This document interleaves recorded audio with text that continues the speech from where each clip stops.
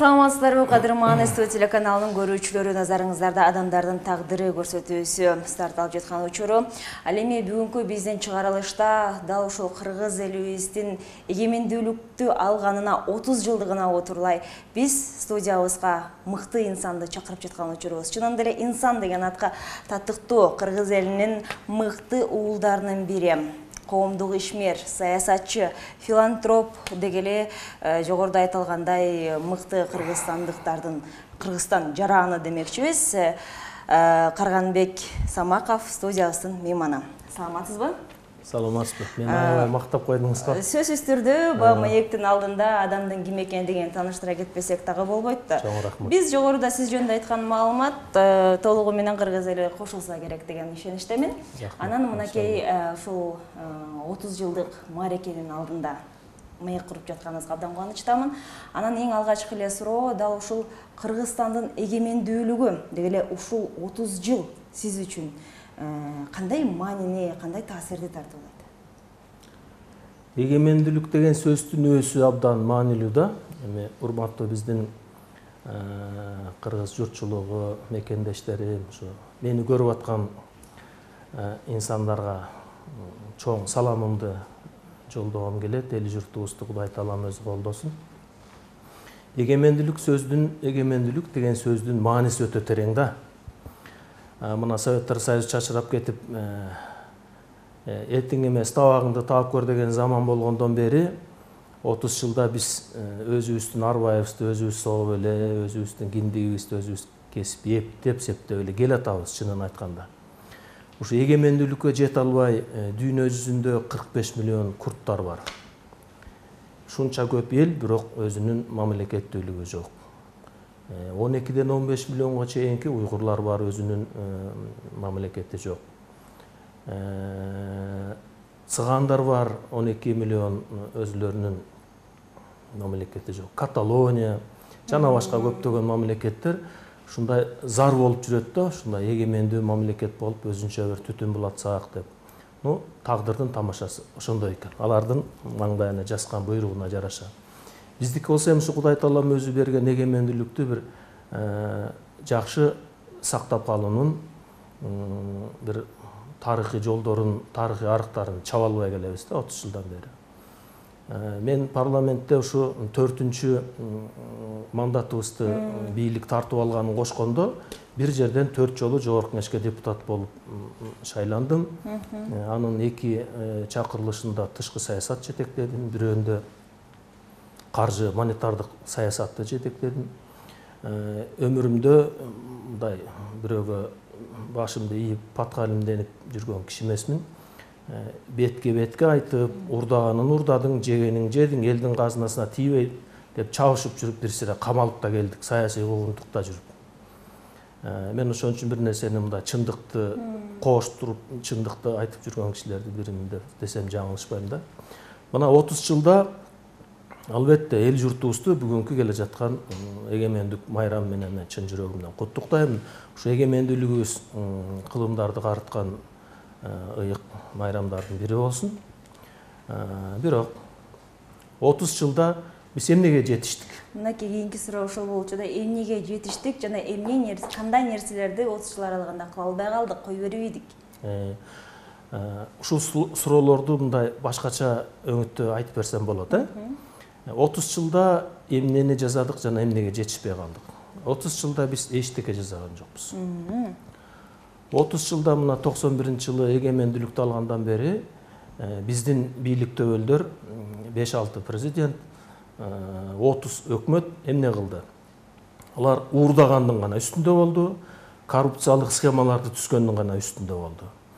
30 жылда 450 жолу 15 мамлекеттен жана 16 финансылык чоң уюмдардан жалпы жону 11,5 миллиард доллар турган 450 жолу суранып грант кредиттерди алдык. 11,5 миллиард доллар. 11,5 миллиард долларды өзүн актабаган жана техникалык жоготуу жана башка жерлерге жумшап, жең ичинен талап жеп жок кылышты. Өткөл бийликтин төбөлдөрү, башчылары, өлкө башчылары Кыргызстанды батыштан улаган Сесак, Песак, Кылтактуу Тузак деген жана башка алдооч баштыктагы программаларга кыргыз элин кубалап кирип, талкалап ташташты.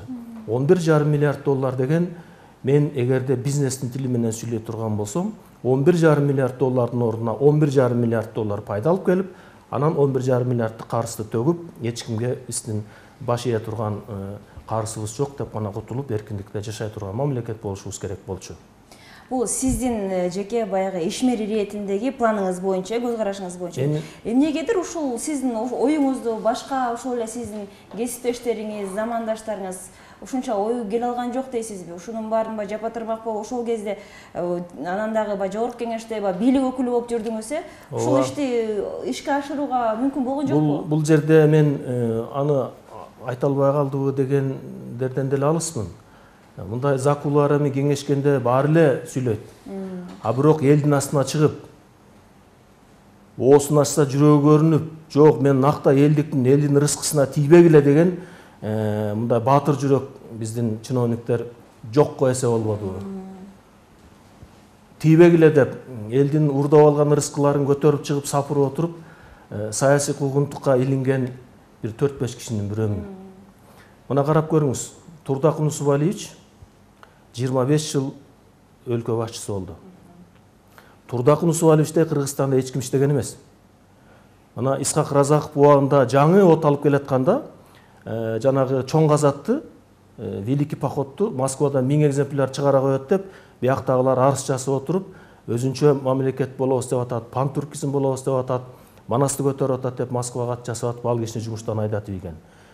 61-жылы бийликке келген Турдакун Усубалиевич 12 миллиард рубльдан 112 миллиард рубльга чейин биздин ички дүң продуктуну көтөргөн.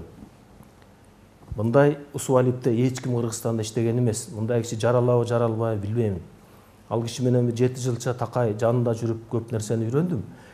Ошол кишинин убагында Кыргызстанда 460 завод, фабрикалар курулган. Чоң өндүрүш ишканалары курулган. Ошол ишканалардын бардыгын жана Сесак, Песак программалардын баарына кубалап кирип туруп, закон о банкротстве кабыл алып туруп, бүт тыйпыл жок кылышты. Ал мыйзамда мамлекеттик мүлк аркылуу берилип аткандан кийин ал жерде милдеттенме болот да. Сен эгерде ушул заводду алсаң, профилин өзгөртпөй, ушул завод бойдон гана иштетесиң, жаңы ноу-хау технология менен иштетесиң деген гана мыйзам бар. Бирок ошосуна карабай, бүт завод, фабрикалардын баарын талкалап жок кылды. Бул жерде бир кичинекей мисал айтайын да. Мен Нарындын кулуну болом. Нарында бизде 5-6 завод бар болчу. Эт завод, сүт завод, кирпич завод, нан завод, госплем завод, откорм завод и так далее. Ошол заводдордун ичинен жалгыз мындан 20 канча жыл мурун сүт, май чыгара турган заводду ушундай талкалай турган акыбалга келип калганда, бүт башынан аягына чейин конкурстан утуп алып, сатып алып, 20 жыл сактап отурдум. 20 жылдан ашык. 26 жыл сактап отурдум. Айлыгын төлөп, светин төлөп, ичиндеги бүт оборудованиясын баарын бустурбай сактап отурдум. Бул бир кезде эл журт үчүн салынган завод эле.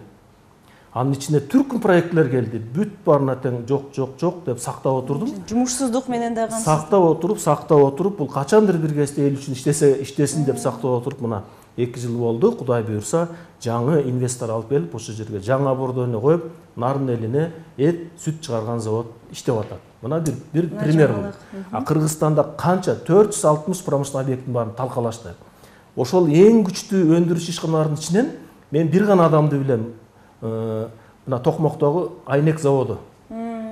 Ушул дагы жок болуп талкаланып кеткенде, биздин кыргыздын бир жакшынакай атуулу Нурдин Абдылдаев деген жигит Германиядан инвестор алып келип, ушул Айнек заводду оталдырып, мына 20 жыл болуп баратат, оталдырып, бутуна тургузуп, Токмок шаарынын бюджетин 200 эсе өткөрүп берип, анан кийин саясатка кетти.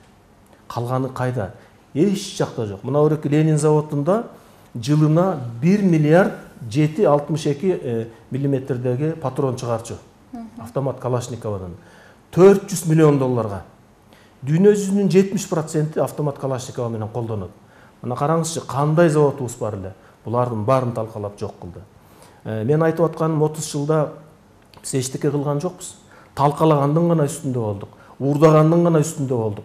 Анан баягы айткандан оозу жаман болуп атып, мына камалып кеттик. Эмне үчүн камалып кеткен причиналарын дагы сизге айтып берсем туура болду да. Сөзсүз түрдө ар бир баягы элибизде, калкыбызда ар кимдин өзүнүн жеке ою, жеке пикири болуп, бир өзгөчө окуя пайда болуп калган. Эми албетте бизге кызык өзүңүздүн автордун же болбосо ошол эле каармандын өзүнүн оозунан угуу, ушул себептер, эмне себептен ушундай куугунтукка кабылдыңыз, камакка алындыңыз?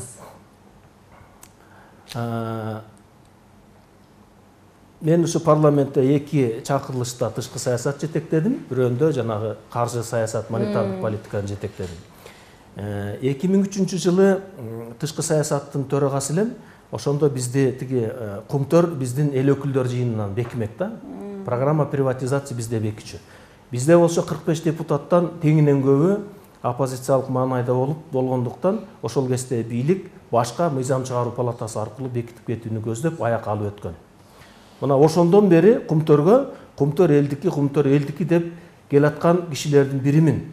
Болбосо ошол тышкы саясаттын комитеттин төрагасы мен биринчи кол коюшум керек болчу. Ошол кездеги Кумтөрдү саткан, Кумтөрдү сатууда башында турган инсандар бүгүн таптакыр 180 градус тескери сүйлөп атканда астапыралла, Кудайдын ичигенен да деп карап отурам. Мына 2010 жыл келгенде парламент революция болуп кетип, биз парламентке келип калдык. Ошо монетардык саясатты жетектеп калдым. 2011 жылы эмне үчүн мага бийлик өчөшүп калды деген бир 3-4 эпизодун айтып берейин. 2011 жылы мен Ата Мекен партиясынын орун басары элем. 7 областтан 350 адамды алып алып, өзүм каржылап, 4-5 Ата Мекен партиясынын депутаттарын алып алып, Жомарт Сапарбаев, Райхан Төлөгөнов, Никитенко жана 4-5 депутатты алып алып, Тамгага барып, Кумтөрдүн түбүнө туруп алып, ошол жерде чоң жыйналыш өткөрүп, бүгүнкү күндө улутташтыруунун мезгили келди. Мына правое поледе жокпуз азыр, жаңы эле революция болду деп көтөргөндө эң чоң биринчи мага бийликке жакпаган тиштерин кайрап баштагандын эң башы ошо болду. Себеби ошол кезде баары бир канчалык катсаң деле баары бир чындык үстүнө чыгат да.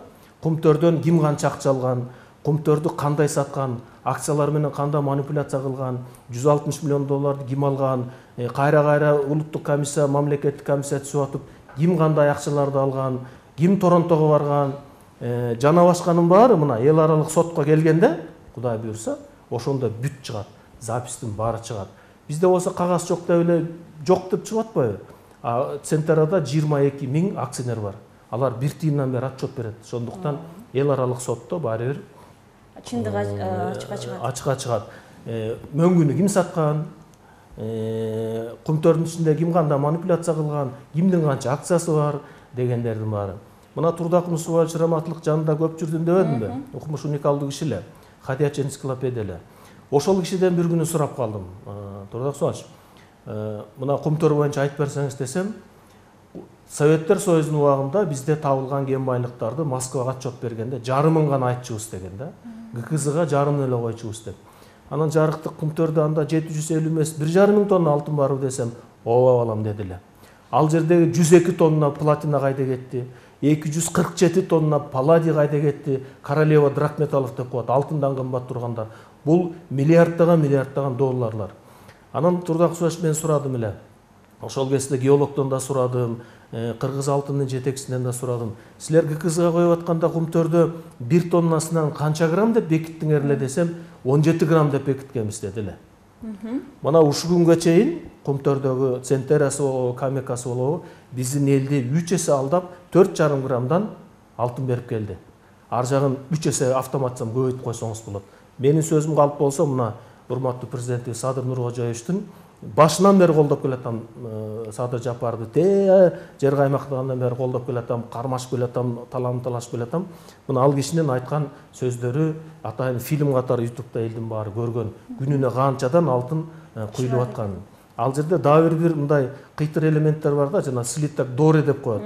Слиттак дореге куйганда бул биздин саткын чиновниктер ошол кезде алар менен сговорго кирген дагы ооба жарымын жес, жарымын башка латун металлдар деп айтып коелу деген. А на самом деле Слиттак доорада 95% алтын куюлуп турганда түпсүз чыгарылып кетип турган. Да, азыр айтып отурсаңыз кадимкидей баягы жүрөк зары, ыйлакты келип турган абал айта берсең арман көп. Ошон үчүн 2011-жылы улутташтырабыз деп атканда атайын ошол жерге жетектеп 350 киши алып барып өзүм каржылап, ошолордун баарын кийин чекистер артынан түшүп 4 ай токмок жегенмин. Ыза болуп кала бергенмин.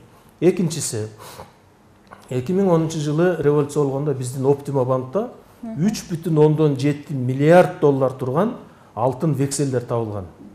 Бул Казакстандын титановый месторождениясынын векселдери болгон. Ошону таап чыгышып, атайын шаардык соттун чечими чыгып, прокуратуранын токтому чыгып, жогорку кеңештин токтому чыгып, биз уралап улуттук банкка өткөрүп бергенбиз. Бул ценные бумаги деп, кымбат баалуу кагаздарды өткөрүп берип, 3,7 миллиард доллар. Ички карсыбыз да жабылды, тышкы карсыбыз жабылды деп уралаганбыз. Бир маалда эле ошол векселдердин баарын ошол кездеги прокуратура башчысы, бийлик төбөлдөрү чыгарып жиберген Кыргызстандан. Аны ар кимде ар кандай сөз жүрөт, канча миллион доллар жеп алып чыгарып ийген, аны бир Кудай билбесе. Мына ошол экини сессиядан көтөргөнмүн. Кана бул каражат? Бул акчаны чыгарып ийгенге силерге ким кандай укук берди? Жогорку кеңештин токтому турса, соттун чечими турса деп.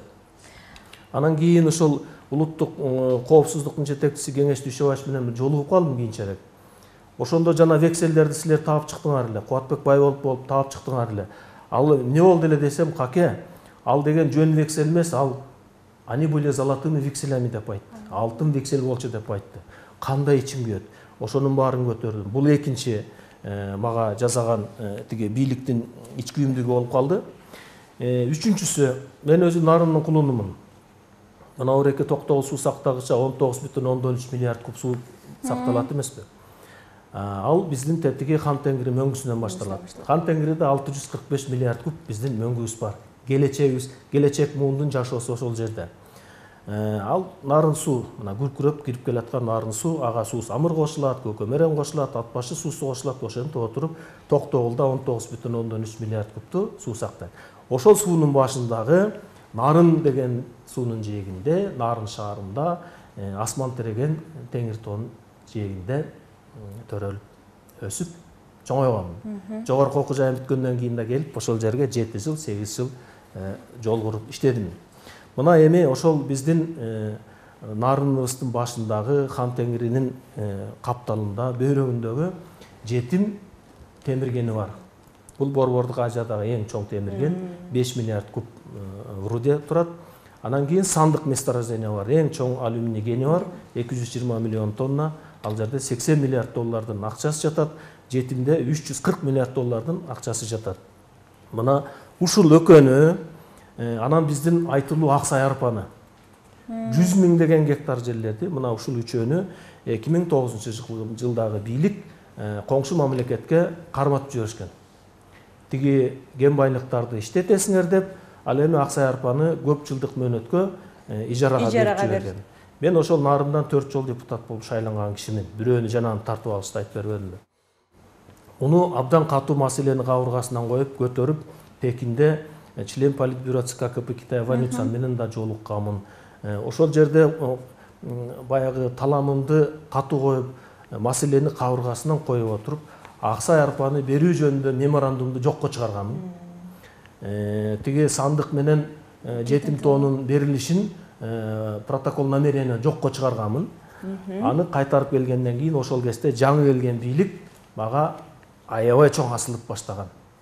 Эмне үчүн асылган? Себеби жетим тоо менен сандыкты жеңичинен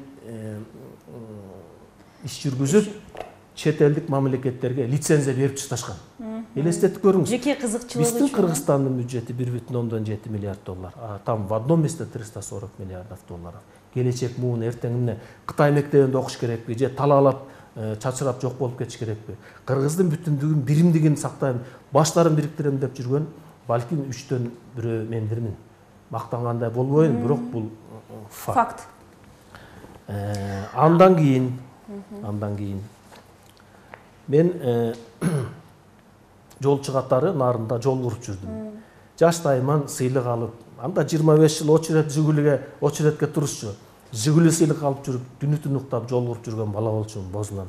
Ошол кезде Жигулимди минип алып, Нарындан Жалал Абадка Сарыгыр аркылуу ашып түшөт элем. Бир жагы 16,5 километр, бир жагы 16 километр. Ошондон бери жүрөгүмдө уялап жүргөн бир нерсе бар эле. Түндүк түштүк жолун байланыштыруу деген. Анда Шилбели аркылуу 2 туннель, 2 мост менен мына ошол переговорго барганда, Инексенбанк Китайдын президентинде отурганда мен отурам, Өмүрбек Чиркеевич отурат. Ал киши да Токтоголдун үстүнөн 60 километр жолду кыскартуу боюнча жол салыш керек деп бир жакшы уникалдуу проект барган. Мен өзүм жол чыгаттары эсеби менен эсептеп барган элем. Ушул түндүк түштүк жолу мына Жалал Абадта Каралма деген айылдан Балыкчыга чейин 5 сааттык жол, 9 Торону камтыйбыз, Акталаны камтыйбыз. Түптүс жол, дорога второй категории стратегического назначения. Болгону $170 миллион деп эсеп. Мына менде кагаздары турат. Ошондой сүйлөшүп келгенбиз. Анан ошо кезде өзүм куруп жүргөн жолдордо кандай уурулар башталды. Мына Ореки Бишкек-Торгарт жолунда, жалпы жону $450 миллион конободубу? Ошонун дээрлик $300 миллион уурдашкан. Жол чыгаттары сиздин көз алдыңызда эсеп менен сессияга алып чыгып 5 майда 15 жылы. Бүгүнкү күнү урматтуу депутаттар, бүгүнкү күнү жол тармагындагы бийлик төбөлдөрдүн уурдаган акчасы $550 миллион жетти дедим. Бир жумадан кийин түнкү бирде мени жалгыз татырактап сүйрөп барып камап коюшту. Без суда следствия. Ана бийликтин көп көндөктөрү. Ал эми альтернатива Северюкта түндүк түштүк жолунда. Мен өткөндө эсептеп бердим. 31 эсе кишене болгон. 31 эсе. Мен жол чыгаттары. Бизде илгерки Союздан калган ГОСТ, Союздан калган СНИП бар. Болду, ошонун тегерегинде гана өзгөртүү толуктоо менен жүрүп отурат. Ошол эле жол, ошол эле техника, ошол эле инженерлер, ошол эле стройматериалдар, плечо стройматериалов у нас рядом. 11 километрден списать этишкен. Ошолордун баарын алып келип жүрүп отуруп, Европанын баасына такап туруп, анан кысылдай жешкен. Бул бирөө. Эмне үчүн муну айтып атканым? Жанагы каржы монетардык саясат комитетин жетектегенден улам, ушул мына преступный проект ТЭЦке, преступный проект Кемин Датка жогорку чыга алуудагы электр чубалгаларына жана ушул автожолдоруна эң биринчи комитеттин төрагасы катары мен кол коюшум керек болчу. Себеби мен улуттук банкты, кредиттин линияны, таможняны, салыкты жетектеген монетардык комитеттин төрагасы болчумун. Каранбек Садыкович, мынакей азыр сиз айтып отурсаңыз, чынында эле мунун баары баягы адилетсиздиктин негизине чыгып келип жатат атпайбы? А бирок ошондой бийлик тараптан сизди эмне деп күнөөлөдү? Мына ошону айтып келатам. Чындыкты айтып атат деп. Ушунун баарын азыр айтып келатам, анан аягында токтоп берейин. Сизге эмне үчүн мына экинчи, үчүнчүсүнө келбедикпи? ТЭЦ боюнча решение бүгүнкү күндө биз мамлекет $540 миллион элге төлөйбүз азыр Кытайга. Бул Советтер Союзунун убагында эң глупый проект ТЭЦ болгон. Анда социалдык мамлекет болгондуктан, электр энергия бир тыйындык болгондуктан, мамлекеттик дотация болгондуктан ТЭЦ болуп баарына жылуусу жетип турган. Бирок базар экономикасына өткөндөн кийин ар ким өзүнүн ичкен жегенине жараша, колдонгонуна жараша төлөш керек да. Жалпы эле элдин баарына мойнуна илип салбай. Мисалы үчүн Бишкектеги турган ТЭЦ жылуулук борборуна эмне үчүн нарын төлөш керек, эмне үчүн Баткен төлөш керек? Жалпы кредит элдин мойнуна илинип атпайбы? Бул жерде мына Твеянын, Кытайдагы Твея компаниянын президенти менен 3 жолу барып жолуктум Пекинде. Ал жерде эмнеден болгонун, кандай баа болгонун бүт баарын келип ушул жерде каршы чыккандардын бири мен комитет өткөрбөйм дедим. Мен ошол комитеттин жетекчиси катары өткөрбөймүн. Бул преступный соглашение деп үчөөнү тең мен комитетке макул болгон жокмун. Үчөөнү тең мага катты ратификацияны подписать этишкен жок. Мына бүгүнкү күндө $386 миллион ТЭЦке королду. Ошонун болгону 27% гана ишке ашты. Көрдүңүзбү? Ал жерде түптүс хищение $284 миллион. Ал эми 20 жылдан кийин 2% кабальный процентке кол коюп беришкен. 20 жылдан кийин биздин ТЭЦ боюнча төлөй турган акчабыз $540 миллион болот. $540 миллион ичинен элестетиңиз. $104 миллион гана колдонду. Дээрлик $400 миллион ичип жеп жок кылганга барабар болот. Андан сырткары кемиң датка боюнча элестетиңиз, мына 1 километр дорога второй категории стратегического назначения с учетом кюветных работ, разделительных полос и так далее, жана кювет эме бугорлорду кескен, вираж, обгон виража жасаганда 30% смело кошуп койсоңуз дагы бүгүнкү күндө макул $130 000 болот километр затраченных денег на автодорогу да. Эми ошол эле маалда 500 метрден столбаларды коюп, электр чубалгыларын тартып койгон энергиянын 1 километрин $1 миллион жок кылышты. Ойлоп көрсөңүз, бул Европада макул турда час 300 евро турат. А Кытайда деген бир турда час 24 цент турат. Бизде Австрия кел курган жок, Германия кел курган жок. Ошол эле Кытайдын кредити менен эле Кытайдын жумушчулары кел куруп атат. Ошол эле турда затрата менен төлөп бериш керек болчу.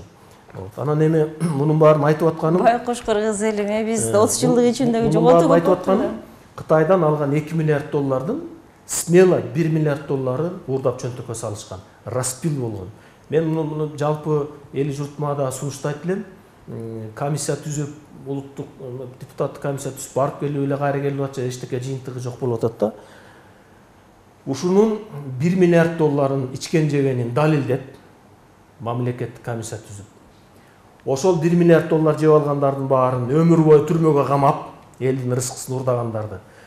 Кытай мамлекетинин астында коррупцияны аябай катуу, билесиз да, Кытайда катуу көзөмөлгө алышат. Жылына 50ден ашык коррупционерлерди атууга кетирет. Кытай мамлекетинин астында комиссия түзүп барып, мына биздин алган кредитибиз $2 миллиард экен. Бирок биздин акмак чиновниктер ушундук жарымын жеп алыптыр. Айланайын Кытай байке деп сүйлөшсө, $1 миллиард кечирсе болот. Анын түркүн жолдору бар. Кытай биз менен эч качан урушкан эмес. Миңдеген жылдар бою Кытай менен биз коңшу мамлекет болуп келатабыз. Бирок көптөгөн немиштер бар эмеспи? Достук гана келишимде келет абыз. Ошондуктан Кытайдын астына маңыздуу жакшы түшүндүрүп берсе болот. Мына ушул анан эң маанилүүсү айтпай кетип бараткан турбайбы? Жана нече мага кол салды дегендердин 3-4 эпизодун айтып бердим. Эң маанилүүсү ЮНЕСКО боюнча айтып берейин. Биз ЮНЕСКОга 2006 жылы ЮНЕСКОнун 2 конвенциясына толук кандуу кирип, добуш берип, ратификация жөнүндө мыйзам кабыл алганбыз. Ошол ЮНЕСКОнун талабына ылайык мамлекеттин атынан ЮНЕСКОга улуттар уюму да бул ЮНЕСКОга биз номинация берип атканда биздин өкмөт 2 жыл мурун номинация берилет. Же болбосо 2 жыл мурун башка мамлекеттер биздин улуттук дөөлөттөрү талашып аткан болсо, ал номинацияны талашат, тартышат. Демек 2007 жылы бизде өкмөт башы ким болгон? Кайсы министр маданият министри болгон, кайсы министр тышкы министрлер болгон, жана кайсы депутаттар чогулуп алып, Манас эпосун Кыргыздын тайганын, Кыргыздын салбурунун 3 мамлекетке сатып жиберишкен. Кызылдай. Муну мен 3 жыл самолетто жашоом өттү. 157 мамлекет менен сүйлөшүп жүрүп, печаттарын бастырып, 189 мамлекеттин мөрүн бастырып, Кыргыз элине кайтарып келип, улуттук мурастарга Манас эпосун. Кайсы мамлекеттерге кетип калган? Кайсы мамлекеттерге сатылган? Мына 2007 жылкы номинацияны бербей коюшуп, плюс ко всему, ошол 2007 жылы биздин улуттук комиссия по делам ЮНЕСКОны жоюп туруп, МИДтин астына киргизип таштаган. Иши кылып баштарын кумга тыккан статус болуп туруп берген. Себеби коңшу мамлекеттерден жылуу сөздөрүн угуп, балким чайпайларын ичип алган болуш керек. Буга далил 2009 жылы Манас эпосу Кытай мамлекетинин атынан ЮНЕСКОга катталып кетти. Кыргыз тайганы Өзбек мамлекетинин атынан ЮНЕСКОга катталып кетти. А биздин куш салуу салбурунубуз Бириккен Араб Эмираттарынын атынан дүйнөлүк мураска катталып кетти. Ичи күйбөгөн кайсы кыргыз бар, туурабы? Ошолордун ичинин бирөөнүн ичи күйүп, ыза болуп жүргөнүн бирөө мен элем. Тилек кылдым эле. Мен ушу трибунага жетсем, эң биринчи жумушумду ушу биздин улуттук дөөлөттөрдү кайтарып келүү менен кармашам дедим эле. Кудай тилегимди берди. Парламентке келер менен эле ушу Нью-Йорктон баштап чабышып отуруп, ЮНЕСКОнун президентинин төрүнө кирип алгыч менен кучакташкан дос болуп калдык. Буга менин Япониядагы депутат досторум жардам берди. Америкадагы конгрессмен досторум жардам берди.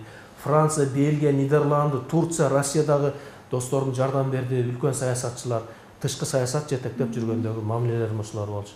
Ушулар жардам берип отуруп, жанагынтип Манас эпосун кайтарып бирото эле кылымдан кылымга бул өмүр бою бир башка мамлекет талашпагыдай кылып туруп, эртең Семетей Сейтек да чыкпасын деп анан 3 жылдыкты Манас Семетей Сейтек деп туруп анан дүйнөлүк мураска 4 декабрь 13-жылы киргизип, эл аралык паспорт алып келип туруп, элибизге тапшырып бердим. Өтө татаал иш. Мына ушул жерде жалгыз поледе жалгыз жүрдүм, чабышып. Ары карасам аркаман саят, бери карасам тияк аркаман саят. Жалгыз Эсен Усак деген депутат бар эле, акш киши кыйкырып өкүрүп сүрөөндөп жүрдү, баягы кошойдой болуп, Бакай атабыздай болуп сүрөөн айтып. 157 мамлекет менен сүйлөшүп жүргүздүм. Эми ал жерге кеткен миллион доллардын баарын чөнтөгүмөн төлөп жүрүп отурдум. Мамлекеттин бир тыйын жардамы берген жок. Президент, премьер-министр, спикер, бир дагы чиновник каке кантип атасың деп акыбалымды сурап да койгон жок. Урганы жок болду баарыначы. Тескерисинче ушу Самак кулап калса экен, Самак дебеленди да калса экен деген гана нерселерди угуп аттым. Эми ал ортодо ат жаап барат тыйын энгендей болуп, эртең менен 9-та Казакка кетип аткан көк бөрүбүз көк пари болуп кетип аткан жеринен кайтарып келдим. Кара жоргабыз кара жорга болуп кетип бараткан жеринен, айтышыбыз айтыс болуп кетип бараткан жерден чапкылап жүрүп отуруп ат жаап барат тыйын энгендей кылып, кыргыз элине кайтарып келип, дүйнөлүк мураска көк бөрүнү киргиздик, айтышты киргиздик, боз үйдү киргиздик, шырдакты киргиздик, ала кийизди киргиздик, жана башка толгон токой 9 номинацияны киргиздик. Мына Чүй-Борундагы 2 миллиард доллар жатат ушул жерде.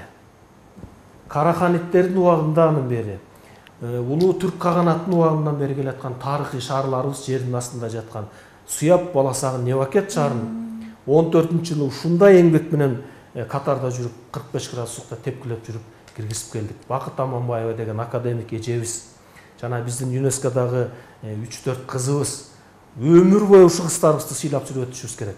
Мына барып бир алтын медаль алып келсек сүйүнүп атабыз, а булар биздин тарыхыбызды кылымдан кылымга чек арабызды бекиди. Мына Чүй-Борундагы 3 шаар кыргыз менен казактын ортосуна миңдеген жылдар бою эч качан талашкыс болуп чек арабыз бекиди. Бул эң чоң геополитика. Эң чоң геополитика. Просто убакыттын тардыгына байланыштуу мен көп нерсени айта албай атам.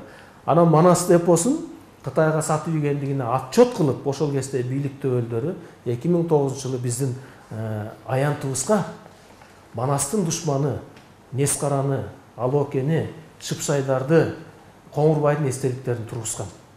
Билесиздерби? Бир айдан кийин эл түшүнүп калгандан кийин талкалашкан. Мына бул деген неки отчет болгон тияка. Мына унчукпай туруп бердик, эпосту алып кеттиңер, мынакей биздин отчетубуз деп. Бул эмне деген сөз? Рейтинде болуптур да мунун баары. Бул хандын башы канжыгада эли кайда барат деген сөз. Улуттук дөөлөттүн ана башы Манас эпосубуз башка мамлекетке катталып кеткенден кийин кыргыздын бүтүндүгү жөнүндө сөз кылып да кереги жок. Эгемендүүлүктү сөз кылып да кереги жок болчу. Ал ортодогу жанагы көкбөрү, тияк-бияктардын баарын алып келип, эл аралык паспорт алып келип, дүйнөлүк мураска Кыргыздын атынан ташка тамга баскандай бекиткенбиз. Мына өреке Чүйдөгү 3 шаарда эмне деген тарых жатат. Мына дүйнөдө 2 миллиардка жакын буддисттер бар. Кытайлар, жапондор, кореецтер, канча немелер бар. Ошолордун Меккеси биздин мына Суяб шаарында. Мындагы миңдеген жыл мурун пророк Гензо Кытай жетөгүс менен түшүп келип, ошол жерде диалог цивилизация болуп турган кез. Диалогдун цивилизациясы болуп турган кез. Жибек жолу өркүндөп, Караханит шаары өркүндөп, ушул жерде түркүн культуранын баары өнүгүп турган мезгилде мечит да курулган, церковь да курулган, монастырь да курулган. Ошол Гензо келип, түрк каганатынын башчысынан уруксат сурап, ошол жерге неме курулган экен. Тиги монастырь курулган экен. Ошол жерден анан түрктүн каганатынан уруксат сурап, кетип ошол бойдон жүрүп отуруп, япондорду, кореецтерди баарын тең Будда кылган ошол пророк Гензо. Мына ошол Гензонун ушул жерде салган монастырынын фундаменти табылган. Муну мен атайын Японияга барып 25 депутаттын астында 2 саат туруп, тикемен тик туруп защита кылып келгенмин. Алардын бир гана сунушу калган. ЮНЕСКОга киргиз тууганым. Болду, калган каржынын баарын биз салабыз деп. Мына биз алхамдулиллах Меккеге барганда 8 миллиондоп киши барат. 100 доллардан акча төлөйт. 7 киши бир төөгө төлөйт, 700 доллар, ар бир адам бирден 100 доллардан койго төлөйт баягы курмандыкка. Бул 8 миллиард доллар. Биздин ушул элестетип көрүңүз, мына монастыр пророк Гензонун табылган фундаменти бул алардын Меккеси. канча адам келип, канча турист келип биздин экономикабызды кандай көтөрөт эле. Мына ушул жерде 2 миллиард доллардык проекттин зачта кылганы. Мына бул ушул жерде сынып жатат. Япониянын эң чоң проектиси. Муну да дүйнөлүк мураска киргизгенбиз. Ысык көл областын Павратин булуп бердим эле Вакаяма шаары менен. 45 миллион, 55 миллион долларга 2 чоң проекти келди эле. Бир завод, бир фабрика. Аны талкалап салды Атамбаев менен Шарман Шариповичтин убагында. Бул самактын кадыры өсүп кетет деген гана нерсе менен талкалап отурду. Мына жерге 8 миллиондук гольф арада курабыз деп бир гана немеде бар экен, ЮАРда. 380 миллион доллар проект алып келген, аны сындырышты. 98 миллион долларга эң чоң Токушика Медикал деген самая большая клиника Центральный Азия алып келдим эле, аны сындырышты. Артыман эле талкалап эле жүрүп келатышат да. ЮНЕСКОнун президенти вертолетко салып алып мына Хан Теңирдин башына алып бардым эле. Айланайын ирин көргүнө мына биздин келечегибиз ушул мөңгүнү биз тиги дүйнөлүк мураска киргизип кетели деп.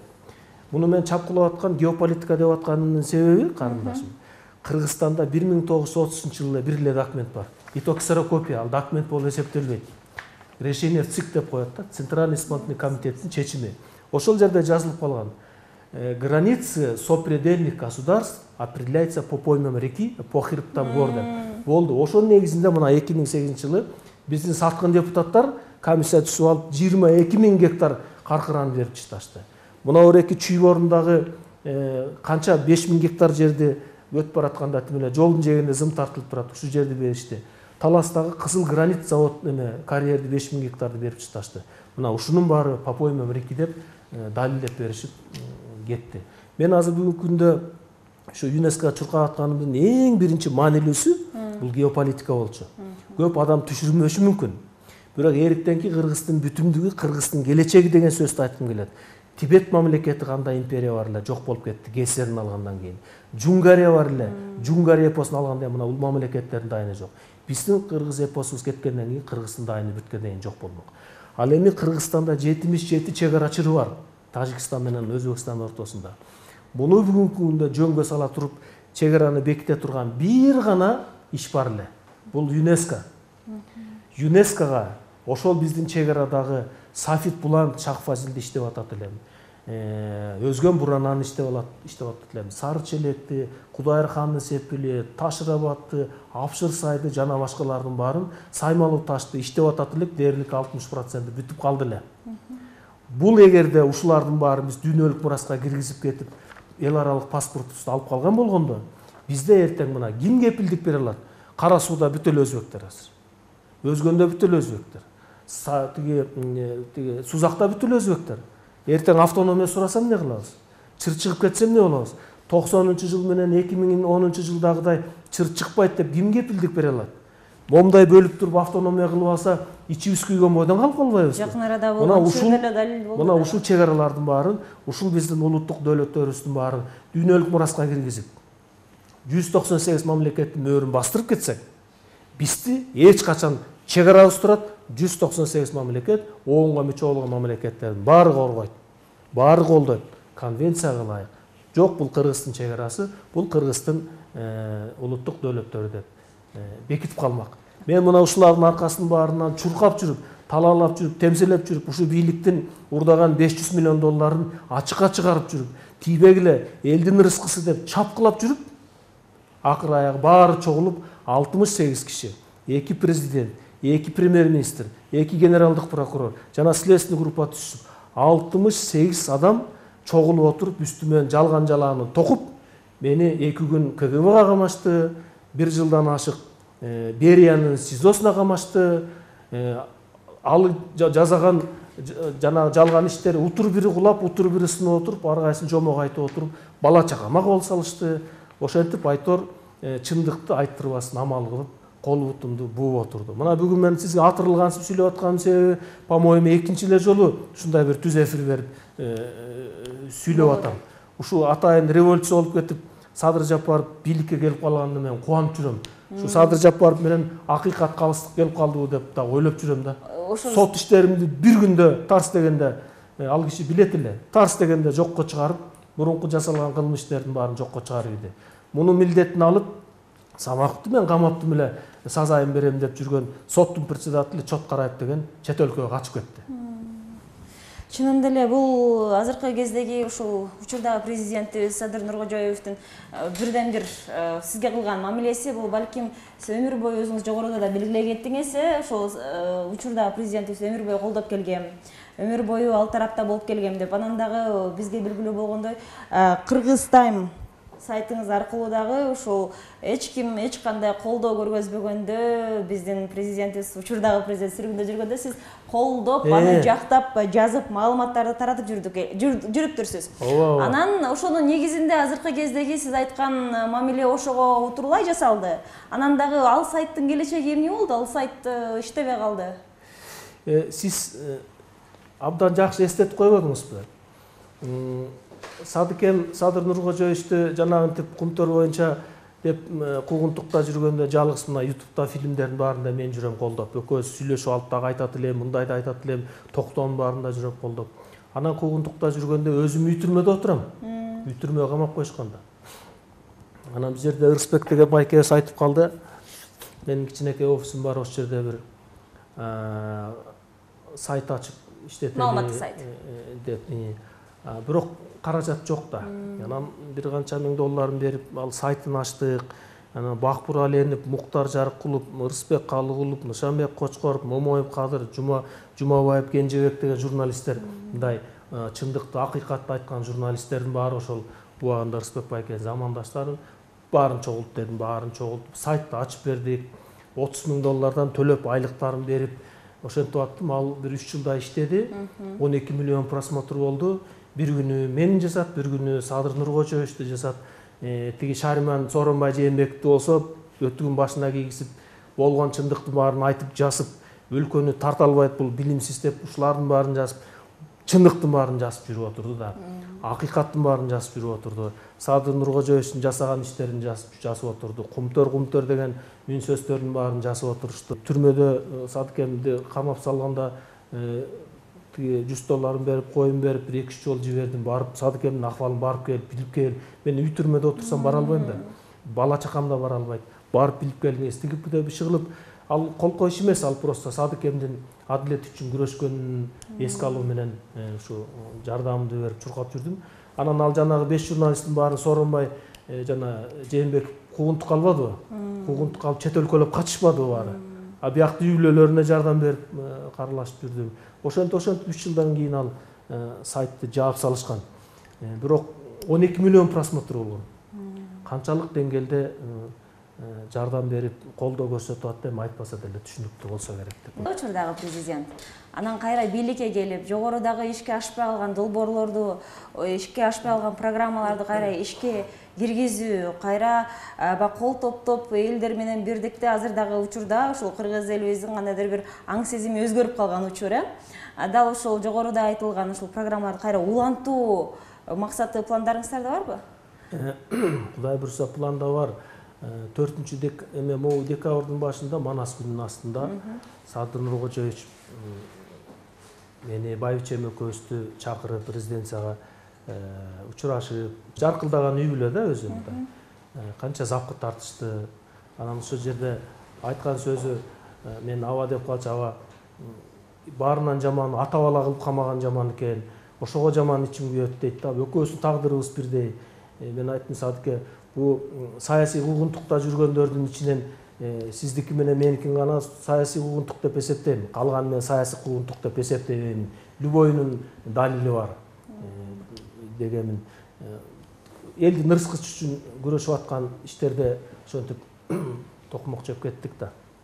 Анан бүгүн мен Садыкеме айткам, мен бийлик мен жөнүндө кызмат же бирдеме деп мында оора болуп кыжалат болбоңуз.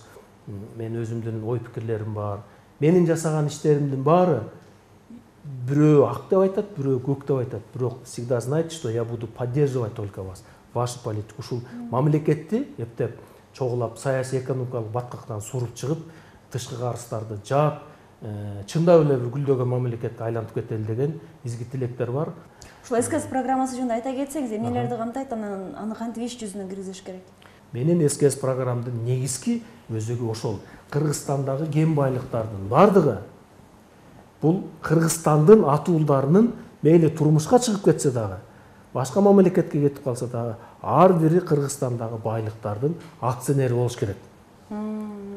Пенсия өмүр бою завод фабрика курган ата апаларыбыз 3000 сом пенсия менен жалдырап жүрүшөт.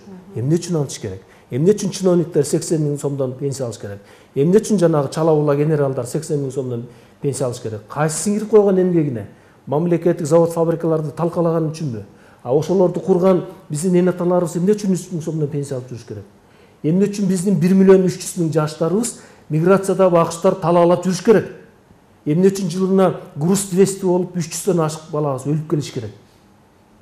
Айта берсең арман көп. Ушулардын баарын бир гана жолу Кыргызстандагы байлыктардын баары 2 триллион 100 миллиард долларга бааланган менин эсебимде. Балким андан көп. Бул жапондук изилдөөчүлөрдүн алып келген айткан цифралары. Ушулардын баары биздин келечек муун жаштарыбыздын баарына тең тарап, баардыгы тең акционер болуп, Кыргызстандагы тоо таш кен байлыктардын баардыгынын ээси иштесе да, иштебесе да Кыргызстандын жараны болуш керек. Кыргызбек Садыкович, азыр айтып отурсаңызчы, ушунчалык бир өзүнчө эле бир фантастикалуу китептеги чыгарма сыяктуу маалымат болуп атат да булчу. Ооба, жомоктой көрүнүп атат. Ооба, жомоктой көрүнүп атат. Анан качан ишке ашат анда? Качан кыргыз эли ушул программа ишке ашырылып, жанагындай жыргалуу жашоого келет?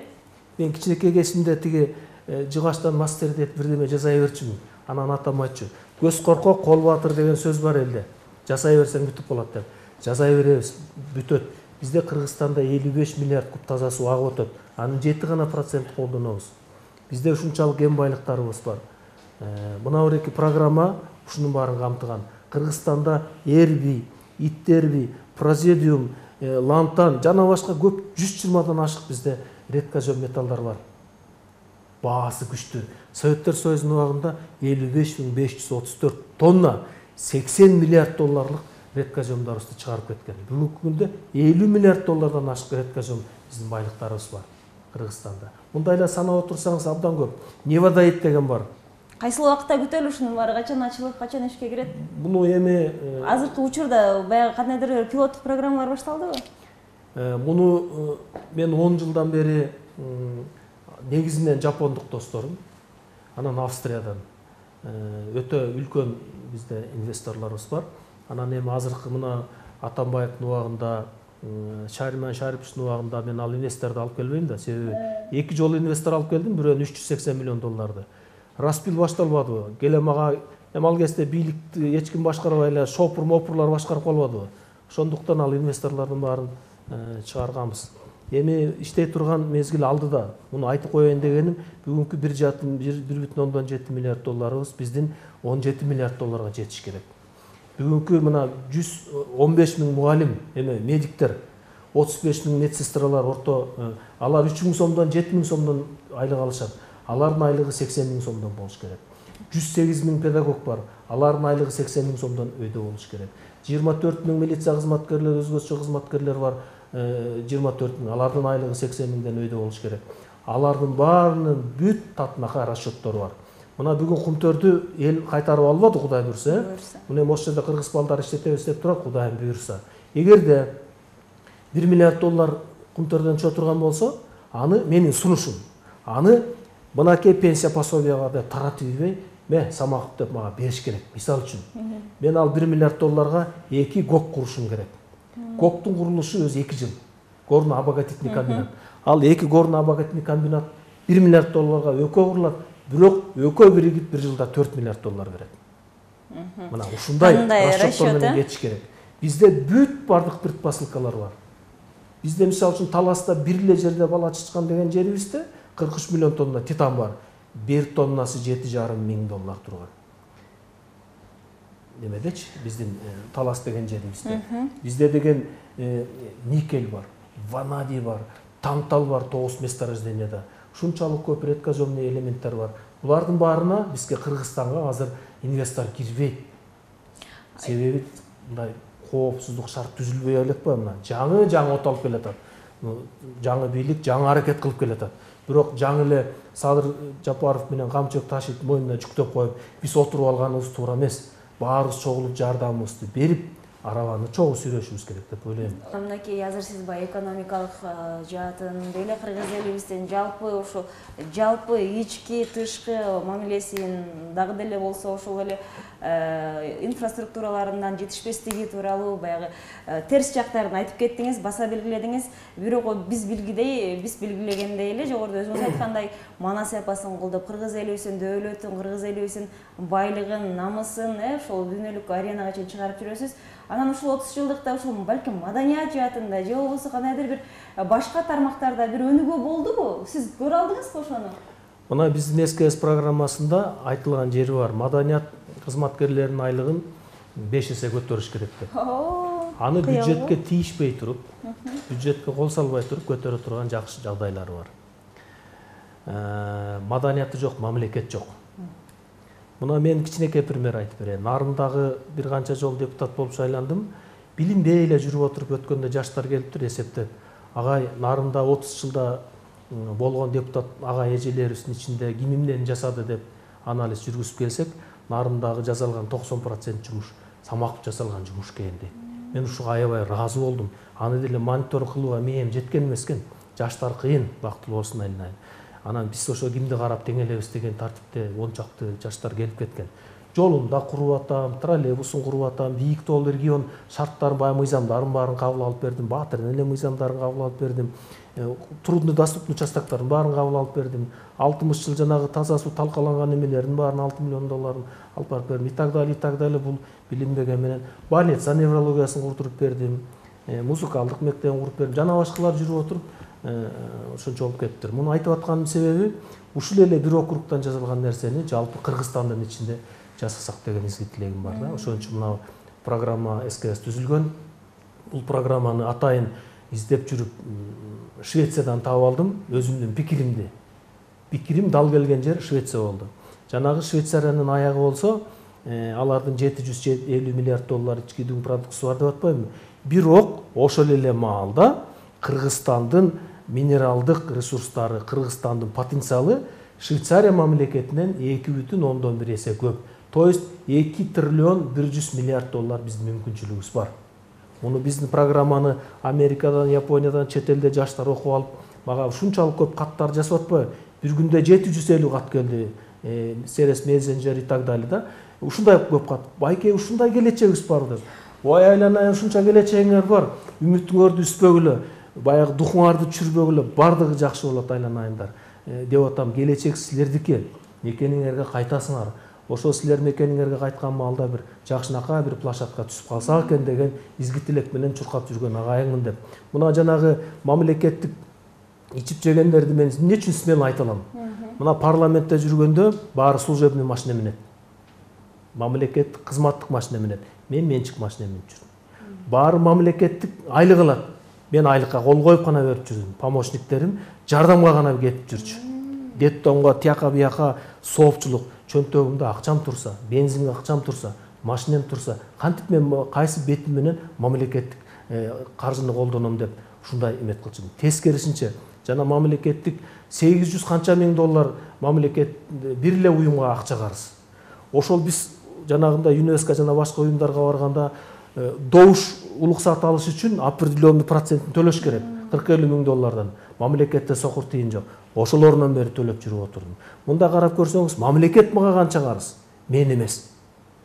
Бирок сиздин азыркы аткарган ишиңиз бул мындай азыркы кезде ушул жаштарга бир үлгү иретинде болду да. Үлгү болуш керек. Эмнеге мен мамлекеттен сураймын, биринчиси мамлекет үчүн иш жаза деген системаны кармап турсуз да. Бул болсо чынын эле чоң үлгү болот атпайбы? Анан азыр мен сизди угуп отуруп, менде бир ушундай суроо пайда болду.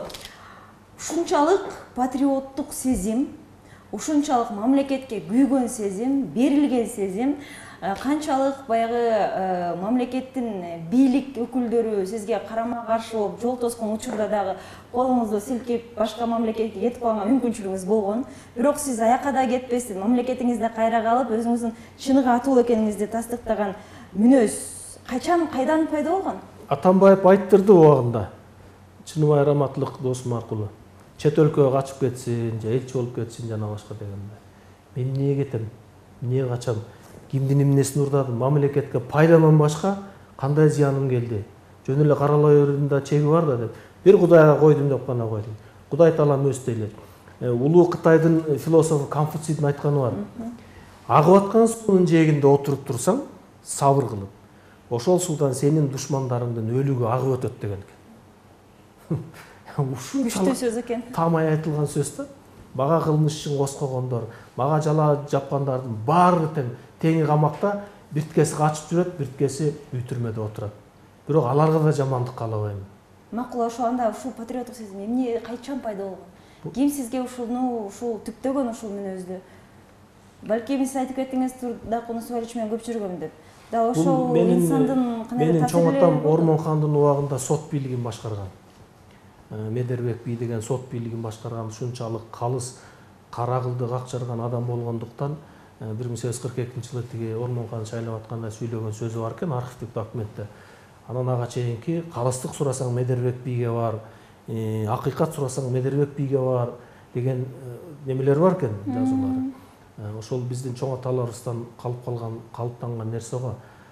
Андан кийин өзүм атам дагы тиги 20 жашында баягы жаңы сайыс түптөшүп атканда бияктан Уркуя Салиева түштүктөр, бияктан атам ошо 20 жашында башкарма болгон экен.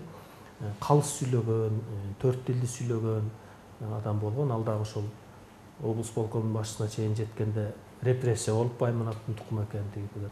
Өмүр бою айтчу. Эсептүү дос айрылбайт деген сөзү бар болчу атамдын. Анан так жүр, калыс жүр. Анан батынкесин карап сүйлөгөн киши менен мамиле түспө дечи. Түсү ийгиден түңүлбө деген сөздөр бар болчу. Жер карап сүйлөгөн мамиле түспө, ал эч качан башын көтөрүп сага калыс сөзүн айта албайт.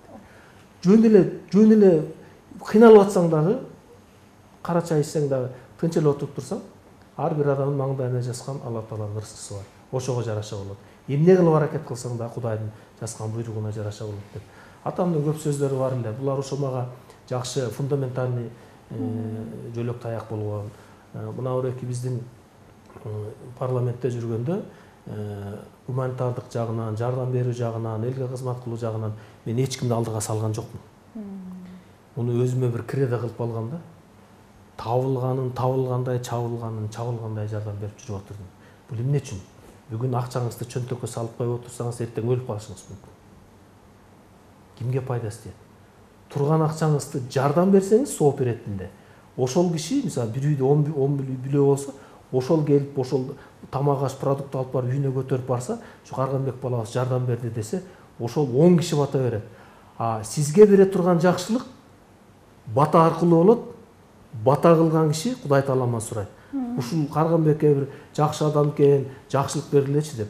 Мен бир адам болсом, ал жерде 10 киши бата берип атат. 1000 кишиге жакшылык кылсаңыз, 1000 киши бата берет. Ушул жерден бир суроо бергим келип жатат. Сиз мурунку президенттерди, учурдагы президент менен акыбалыңызды, мамилеңизди айтып кеттиңиз.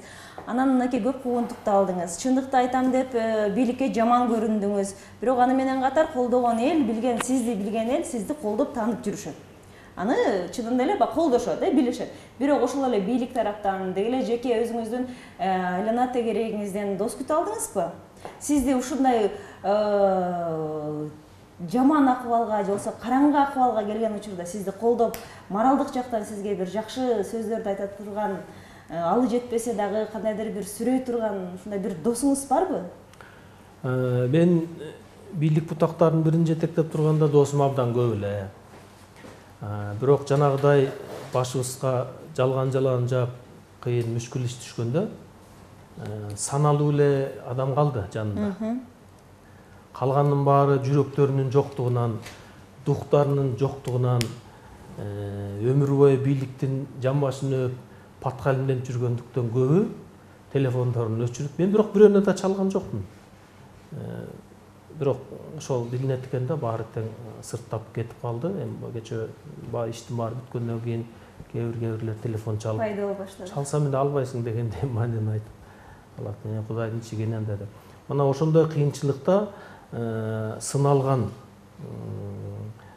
кыйын достор пайда болду жанымда. Албетте мен тышкы саясаттагы досторумдун бири да мени таштаган жок. Мисалы үчүн Японияда Мидзусаки деген миллиардер досум бар. Ошол Япония Кыргыз мамилесинде биринчи жолу Кагашима Кыргызстан уюмун түзгөн, мисалы жерде 23 миллиардер бар. ошол миллиардер досум атайын ушу мен үй түрмөдө отурганда менчик самолетун айдатып алып Тамгада японцтар курган да, ошол жерге 4 метрликтен 200 сакураны ыйык багын салып келип, аяка тигип, анан мен ушу Кыргызстанга 10 гемодиализ бөлдүрүп келгемин убагында бекер. Ошону киргизтирбей жүрбөдүбү самак нафталет өсөткөн деп. Ошону жүктөп алып Жайкага киргизип, Жайка аркылуу Нарынга алып барып, гемодиализни блок ачып берип, тапшырып, келип анан мага жолугуп анан досум, сенин саясатыңды түшүнүп эле турабыз, бирок досчулугубуз буюрса күчүндө турат деп кеткенбиз. Жапонияга Кыргыз айылын Урал деп жүрөбүз да, 15 боз жеткизген жана башкаларды бир Кудай буйрса бир күн ишке ашырабыз деп жүрөм. Чын айтканда, меникинде эл аралык байланышты түзүш үчүн жаштарга дагы 10 жыл керек. 10 жыл керек. Анын намыстануунун кереги жок. Анан бүгүн иштей албай атсам, тарта албай атсам деп жанагы отдельный министр, өкмөт мүчөлөрү тартынбаш керек. Сураш керек, байке кандай кылалы, эмне кылалы, биякта могу маселе болуп атат. Эшикти жаап алып эле сураш керек, биякта мындай маселе болуп атат, кандай кылалы деп. Тышкы саясатты 10 жыл мен жетектедим, 2 сот жетектедим. Өтө үлкөн эл аралык байланыштарыбыз бар. Ошолордун баары погода түзөт. Мисалы үчүн Кремлдин хозяинine түптүс эле барып келгенден эчтеке чечилбейт. Ага барыш үчүн анын жанында алардын өзүнүн түзүп койгон атайын оппозиционный блоктор бар. Сергей Михайлович Миронов бар, Жириновский бар, Зюганов бар, Косачев бар, Рогозин бар и так далее. Алар менен алдын ала барып сүйлөшүп, баягы ир отуруп түз кеңешип, площадканы түзүп келиш керек. Кытайда эле ошондой маселе бар. Мына Кытайдын астында азыр биздин президентибиздин официальный визити жасалган атат. Ал жерде баягы эле мына Жээнбектин убагында Кытайдын президенти Си Цзиньпин атайын кол алышып, Жээнбековке 3 чоң үлкөн проектини берген. Мына ушул жерде ШОСтун заседаниясын 3-чү жолу өтүп атабыз. Өтүп эле кетип калабыз, эчтеке жазалбайт. Эл бир 3 проектини жасап коелу деп атайын каражатын да бөлгөн Сооронбай Жээнбеков анын бир тыйын аткара албай койду. Эчтекесин жасай албай койду. Тышкы саясатты да түшүнгөн жок, ички саясатты да түшүнгөн жок, нөл болду. Ушул эле тырмокту кайра баспаш үчүн азыркы бийлик алдын алып туруп эмне кылалы? Эгерде хаб терминалды курсак, эртең ат башынын 70% каршы болуп атат, эл дүрбөп кетип чык кетпейби? Кандай болот деген нерселердин баарын кеңешиш керек деп ойлойм. Себеби ошол Нарындагы пошту 86-жылы мен кол койгонмун. Пункт остановка шоферов деп коет. Аны тиги Кашкардан супермас машина менен изилдеп, эсептеп туруп, сайыстын убагында госснимке ылайыктап туруп, нормативке ылайыктап курганбыз. Ал хаб терминалдын кура турган жери башка, 5 райондон тең чыр чыкпай турган, жазыла турган жери башка. Ошол эле спутник городок. Ошолордун баары эми Си Цзиньпин айтылып калгандан аны убагында бийлик аткара албай калыптыр. Мына биз азыр 4-5 жыл аткарабыз деп ал сунуштарды жазыш керек. Мен ишенем, келечекте дагы ушул боюнча да өзүңүздүн эксперт иретинде маалыматыңыз менен бөлүшөсүз деп. Анан ушул соңку суроолорубузда менде мындай суроо пайда болду. Сөзсүз түрдө кандай гана ийгиликти жаратпа, кандай гана мыкты мырза болбо, анын сөзсүз түрдө жеке үй бүлөсүнүн жашоосунда колдоо болуш керек дейт эмеспи? Ал эми мынакей сиз ушунчалык мыкты долбоорлорду, чоң иштерди аткарып жүрөсүз. Анан ушул кезде сиздин үй бүлөңүзгө, балдарыңызга болгон көңүл буруу же болбосо убакыт жетишпей калбайбы? Жетишпейт экен. Баары бир жетишпейт экен. Азыр үйдө отуруп жанагы программанын үстүндө алек болуп атсам деле жетишпейт экен. Себеби мени саясаттан жулуп салуу мүмкүн эмес окшойт. Канчалык деңгээлде жана арабский кризисти чечкенде мага чрезвычайный полномочный посол деген наам берген. Чет өлкөгө элчи болуп кетип калсам деле болот. Башка эл аралык уюмдарга кетип калсам болот. Бирок мен баары бир канымда, жанымда, жүрөгүмдө баары бир ушул сиңип калыптыр аябай. Мисалы үчүн бирөөгө жакшылык кылганда, бир элдин бир көйгөйүн чечкенде ушунчалык бир рахат алам да, ошол менин каныма сиңип калыптыр. Ушуну бир өлкөнүн масштабында Кыргыз эли кыйынчылыктан бир сууруп чыгууда, саясий экономикалык баткактан Кыргыз элин сууруп чыгып, накта эгемен мамлекет кылсак, тышкы карысы, ички карысы жок мамлекет кылсак, ар бир инсандын үйүндө полкасында акча болуп, баласына кенен акча берип, кенен кесир тамагына жумшаган мамлекетке жеткирип калсак деген изги тилегимди оюма келе калганда таң атып кетет, уктабай калам. Ушунчалык бул популизм эмес. Бирок азыркы кезде чындап айтылып аткан сөз. азыркы кезде өзүңүз айтмакчы, жаштар кыйын, жаштарга жакшы колдоо, жакшы багыт көргөзсө, чынында эле жакшы жыйынтык көргөзгөнгө мүмкүнчүлүгү бар. Анан өзүңүздүн үй-бүлөңүздө, уул кыздарыңыздарда ушундай өзүңүздүн оюңузду, пикириңизди айтып, таңуулабай, айтып, түшүндүрүп, сизге баягы шакирт, өзүңүздүн жардамчыңыз иретинде колдонгонго болот? Сөзсүз болот. Менин 5 балам бар, 6 неберем бар, Кудай буйрса. Менин эң чоң жөлөк таяк болгон байбичем бул. Мен абдан терең түшүнөт. Айтпай дебей түн ичинде туруп алып самолетко отуруп кетип калам, тияка бияка кетип калам. Ишке баратасың, кийимиңди үтүп коет, тамагын бышырып коет. Ал билет. Мен баары бир элдик жумушка кетип баратарымды. Балдарым дагы ошого сиңип бүткөн. 2 уулум Москваны бүткөн. Жакшы билимдүү балдар. Бирок ар биринин алдына тапшырманы ушундай койгон. Мен силерге эч кандай жардам берип, каражат берип антминт албайм. Канчалык табылса ал үйдүкү жакшы. Бирок ар бириңер өзүңөрдүн арбайыңарды соккула. Ата орду түп болбойт. Ар бириңер эл үчүн кызмат кылгыла, ар бириңер өзүңөрчө түтүн булаткыла деп. Бирөө Москвада МГИМОну бүткөн, ФСБ академияны бүткөн. Айткан, мамлекеттик кызматта иштеп жүрө берсеңер, силер бир гана пенсионный фонд түптөйсүңөр. Ал өзүңөргө гана болот. Эгерде силер башкача бир частный секторда иштеп, ишкана ачып, 20 кишиби, 200 кишиби жумушчу орун түптөп турган болсоңор, ошончо кишиге айлык бересиңер. 200 кишиге жумушчу орун түптөгөн болсоңор, силер пенсионный фондко бир 300 кишиге пенсия берген болосуңар. Демек 700 киши силерге бата берет. Анан эртең пенсияга чыкканда бир пенсионный фондду карап отурбай, өзүңөрдүн жумушуңар болот, өзүңөрдүн айлыгыңар болот, өзүңөрдүн коллективиңер болот. Өмүр бою жакшы алып барсаңар, силерди сыйлап жүрөт деген шартты түшүндүргөмүн. Ошо боюнча ар ким өзүнчө иштейт. Бирөө да мамлекеттик кызматта иштебейт. Сиздин тапшырмаңызды аткарууда? Аткарып атат. Жакшы. Учурда сиз өзүңүздү бактылуу адам катары сезесизби? Абдан бактылуумун деп ойлоймун. Биринчиден, үй-бүлөмө мурун элдин жүгүн алдыга койгон кишилердин биримин. Бул популизм эмес.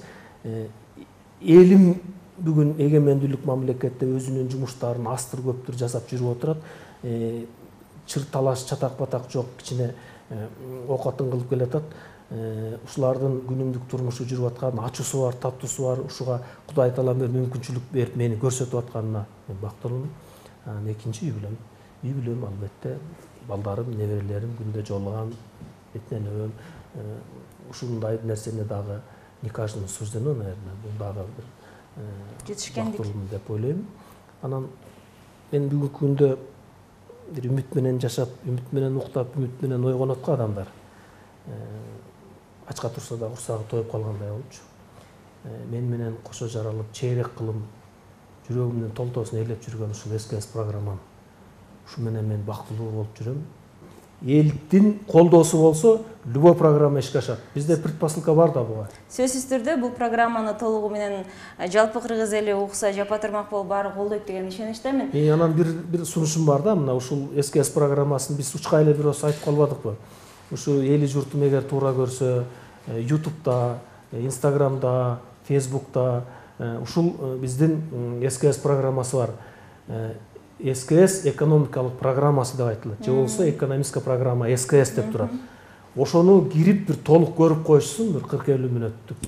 Сөз түрдө биз да көрүүчүлөргө убада берип кетмекчибиз. Көрсөтүүбүздүн соңунда сөз түрдө бул программаны толук тааныштырып билдирүү үчүн ссылкасын дагы жөнөтүп коймокчубуз. Ал эми убактыңызды бөлүп ушундай өзгөчө кызыктуу жаңылыктар менен бөлүшкөнүңүз үчүн кыргыз элибиздин 30 жылдыгы аралыгында басып өткөн жолун жана келечегибиз жөнүндө канча нерсени кой бергенибизди жөнүндө айтып бергениңизге ыраазычылык билдиребиз. Көп маалыматтардын катарында сөз түрдө зээнди кейткен окуялар болот экен, бирок тарыхсыз калк, тамырсыз калк дейт. Сөз түрдө муну дагы билишибиз керек. Болочок учурдагы ошол биздин патриотторубузга, муунга, жаш муунга бул өзгөчө чоң өбөлгө, тажрыйба, сабак, кадимкидей ушул энциклопедия десек дагы жаңылышпайт болуш керекпиз. Сизде эми эркин микрофон, ушу кыргыз элибизди жалпы эгемендүүлүк күнү менен куттуктап койсоңуз абдан жакшы болот. Урматтуу мекендештер, мына өзүнчө түтүн булатып, эгемендүү мамлекет болгондон бери мына 30 жылдын жүзү болуп отурат. Бул чоң майрам, чындап эле айтканда чоң майрам. узуну кыскасы менен, апкыт сапкыты менен, кемчиликтери менен жана көңүл жубатарлык кубанычтуу күндөрү менен кошкондо 30 жыл болуптур. Ушул 30 жылдык майрамыңар менен чын жүрөгүмдөн куттуктайм. Айланайын, кагылайын мекендештер. Кыргызстандын келечеги алдыда. Эч качан бир үмүт үзбөгүлө. Өйдө болот экен, ылдый болот экен, жеп ичкени болот экен, мекенди талагандар болот экен. Бирок мекен үчүн күйгөн, мекендин келечеги үчүн жан өрөгөн биздин жаштарыбыз көп, патриотторубуз көп. Мына ошол жаштарыбызга, патриотторубузга жалпы бата берели, мамлекетибизди ушу кыйналып жаткан экономикалык баткактан сууруп чыгып, бир гүлдөгөн мамлекетке жеткирет деген изги тилек менен жашайлы. Чындап эле айтканда Кыргызстандын потенциалы абдан көп. Бир гана ушул Кыргызстандын тышкы саясатын бир нукта жакшынакай түшүрүп иштеп алган болсок, Кыргыздын келечеги алдыда. Чын жүрөгүмдөн куттуктайм майрамыңар менен, урматтуу Манастын урпактары. Абдан сонун толугу менен кошулабыз. Белгилей кетсек, адамдардын тагдыры көрсөтүүсүндө бүгүн Самаков Карганбек Садыкович өзүнүн басып өткөн жолун, кандай окуялар болгондугун, негизи эле ийгиликке жетем десең, ийгиликтин чеги кандай жолдор менен, багыттар менен болот экендиги жөнүндө айтып кетти. Анан дагы учурдан пайдаланып, биз сөзсүз түрдө ушундай устаздарыбыз турганда, дал ушундай мыктылардын акылы менен, кеңеши менен биз да колдонуп калып, мамлекетибизге жакшы салым салып, чынында эле өнүгүп өсүшүнө баарыбыз жапа-тырмак менен биргеликте киришели деп бүгүнкү көрсөтүүбүздө жыйынтыктайбыз. Кызматыңыздарда мен Жанар Эсенова болдум. Кайрадан көрүшкөнчө саламатта калыңыздар.